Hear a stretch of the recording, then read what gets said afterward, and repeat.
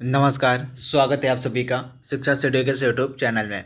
दोस्तों जो RRB NTPC 2020 के लिए इम्पोर्टेंट टेस्ट सीरीज स्टार्ट किए हुए हैं, उसके भाग 45 को आज के इस वीडियो में हम कवर करेंगे। तो चलिए वीडियो को शुरू कर लेते हैं और देख लेते हैं कि आज का हमारा जो पार्ट है टेस्ट सीरीज का, इसमें हमने कौन कौन से महत्वपूर्ण जीके, जीएस और करंट अफेयर्स के प्रश्नों को सम्मिलित किया हुआ है। तो चलिए वीडियो को शुरू करते हैं। पहला इंपॉर्टेंट प्रश्न हमारा है, महावीर जैन की जो मृत्यु है निम्नलिखित में से किस नगर में हुई थी। काफ़ी इंपॉर्टेंट प्रश्न है।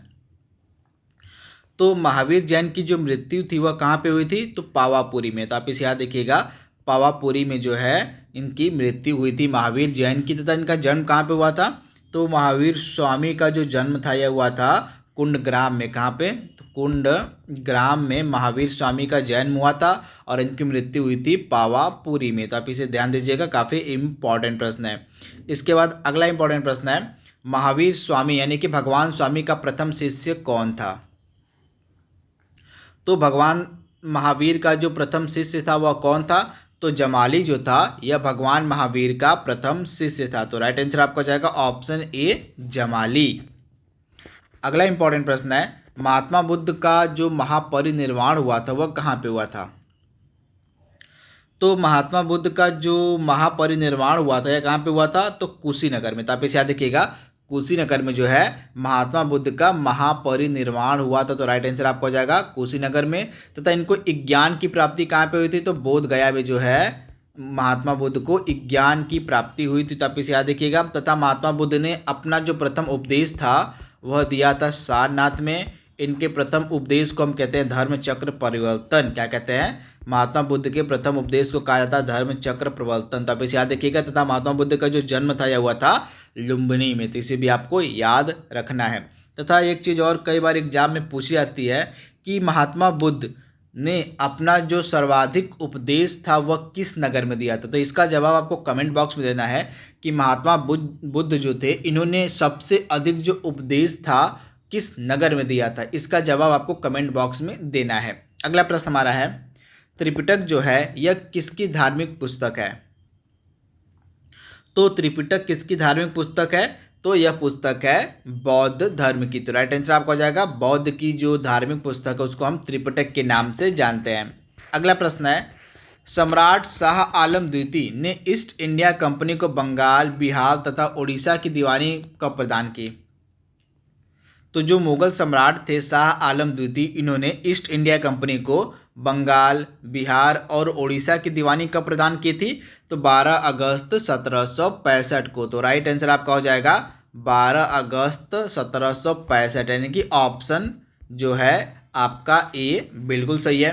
तथा यह जो दीवानी थी कब प्रदान की गई थी, तो 22 अक्टूबर 1764 को हुआ था आपका प्लासी का मतलब कौन सा युद्ध हुआ था, तो बक्सर का युद्ध हुआ था। 22 अक्टूबर 1764 को बक्सर का युद्ध हुआ था। तथा बक्सर के युद्ध में शाह आलम द्वितीय ने हिस्सा लिया था। इसके अलावा जो मीर कासिम था बंगाल का नवाब, और उसके अलावा जो अवध का नवाब था शुजाउद्दौला, इन तीनों की सेनाओं ने हिस्सा लिया था बक्सर के युद्ध में, जिसमें इन तीनों की सेनाओं की पराजय हुई थी अंग्रेजों के द्वारा। तथा पराजय के बाद जो है मुगल सम्राट शाह आलम द्वितीय थे उनके साथ अंग्रेजों ने संधि की थी। अंग्रेजों का जो उस समय सेनापति मतलब गवर्नर था वह था रॉबर्ट क्लाइव। कौन था, तो रॉबर्ट क्लाइव ने शाह आलम द्वितीय के साथ संधि की थी। संधि के तहत जो है बंगाल, बिहार तथा उड़ीसा की जो दीवानी थी वह अंग्रेजों को दे दी गई थी। इसका राइट आंसर आपको हो जाएगा 12 अगस्त 1765 को जो है शाह आलम द्वितीय ने ईस्ट इंडिया कंपनी को बंगाल, बिहार तथा उड़ीसा की दीवानी दे दी थी। अगला प्रश्न है,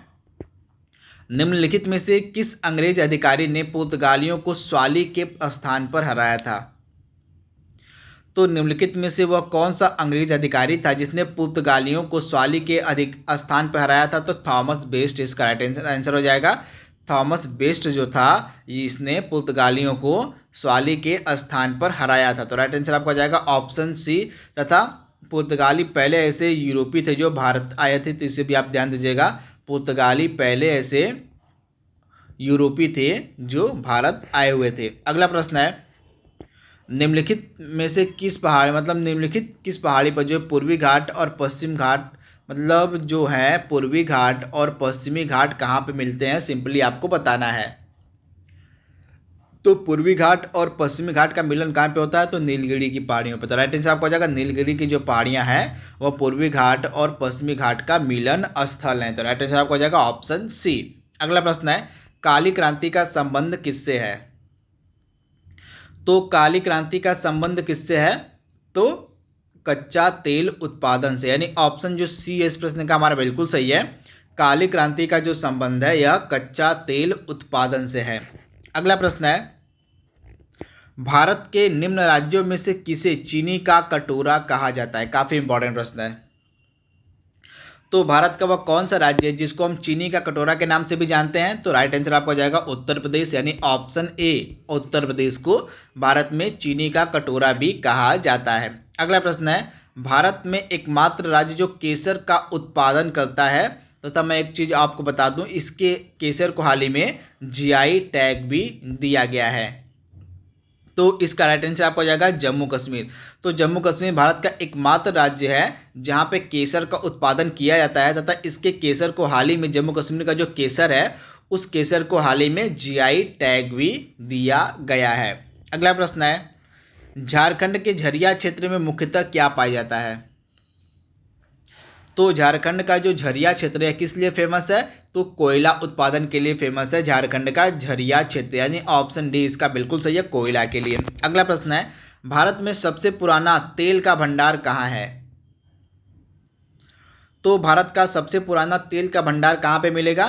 तो डिगबोई असम जो है यह भारत का सबसे पुराना तेल का भंडार है, यानी ऑप्शन जो इसका डी है बिल्कुल सही, डिगबोई असम। अगला प्रश्न है किस सभा का अध्यक्ष उसका सदस्य नहीं होता है? तो राज्यसभा का जो सभापति होता है, यानी ऑप्शन ए आपका बिल्कुल सही हो जाएगा, राज्यसभा का जो सभापति होता है वह उसका सदस्य नहीं होता है। तो आप इसे याद रखिएगा, राज्यसभा का सभापति कौन होता है? तो भारत के उपराष्ट्रपति, इसे आपको याद रखना है।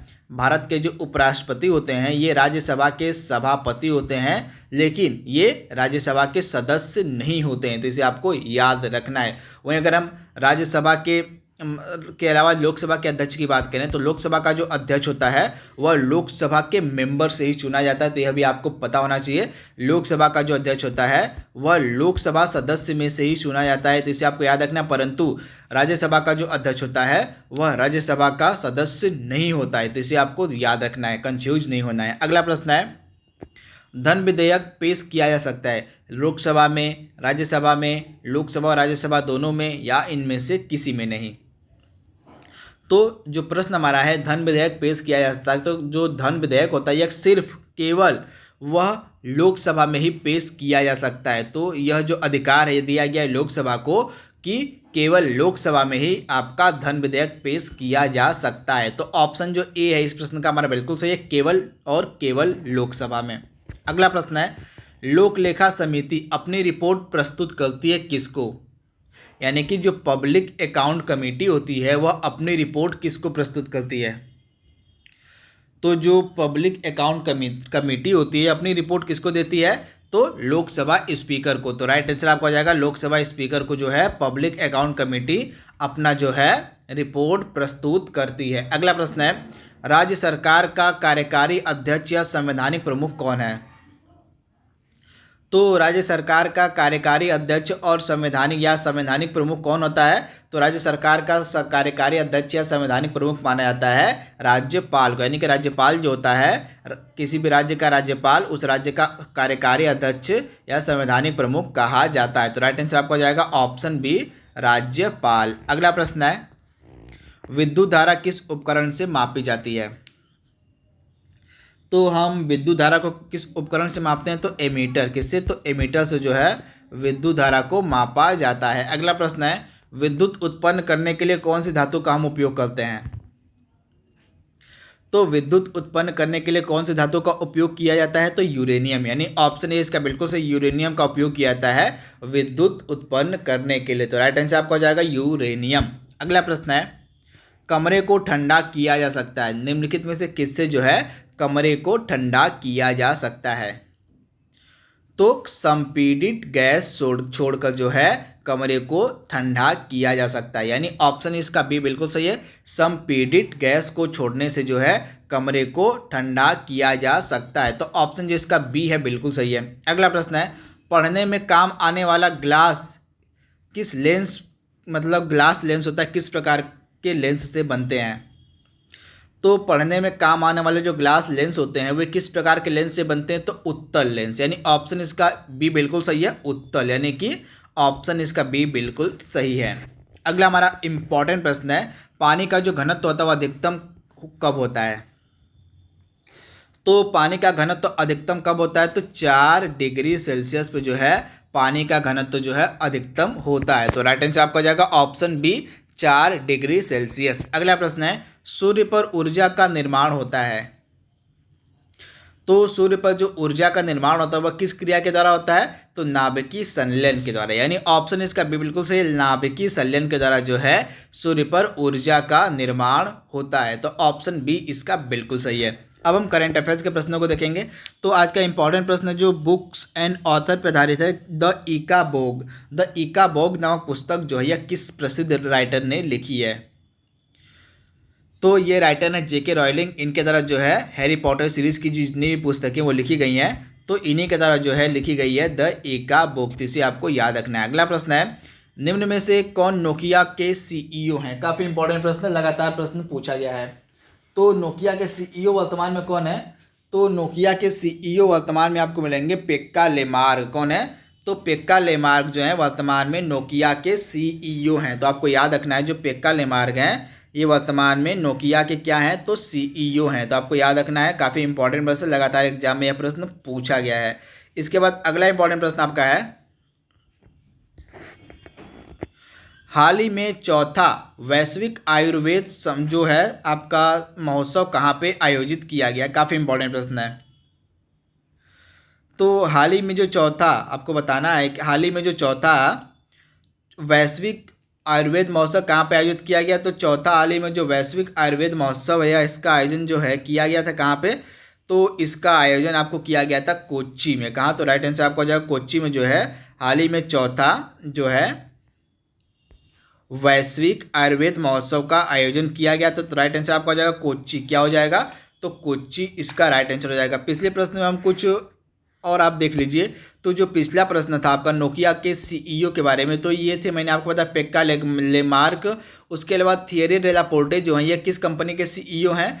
तो विप्रो के। इसे आपको याद रखना है, विप्रो के जो सीईओ हैं वो हैं थियरी डेला पोर्टे। और लिंक्डइन के सीईओ कौन है? यहाँ पे मैंने कंपनी का ही नाम लिख दिया है। तो लिंक्डइन के सीईओ आपको मिलेंगे रेयान रोजलेंस्की। आपको याद रखना है रेयान रोजलेंस्की जो हैं ये क्या है? लिंक्डइन के सीईओ हैं। और ट्विटर के सीईओ कौन है? Jack Dorsey. किसके हैं? ट्विटर के सीईओ कौन है? तो जैक डॉर्सी। तो इसे भी आपको याद रखना है। थियरी डेला पोर्टे विप्रो के सीईओ हैं, पेक्का लेमार्क नोकिया कंपनी के सीईओ हैं, और रेयान रोजलेंस्की लिंक्डइन के सीईओ हैं, और ट्विटर के सीईओ हैं जैक डॉर्सी। अगला इंपॉर्टेंट प्रश्न हमारा है, मियामो बोम रिजर्व फॉरेस्ट आपको बताना है यह किस राज्य में है? तो यह आपको मिलेगा अरुणाचल प्रदेश राज्य में। तो राइट आंसर आपका जाएगा अरुणाचल प्रदेश राज्य में आपको मिलेगा मियामो बोम रिजर्व फॉरेस्ट, यानी ऑप्शन ए इसका बिल्कुल सही है।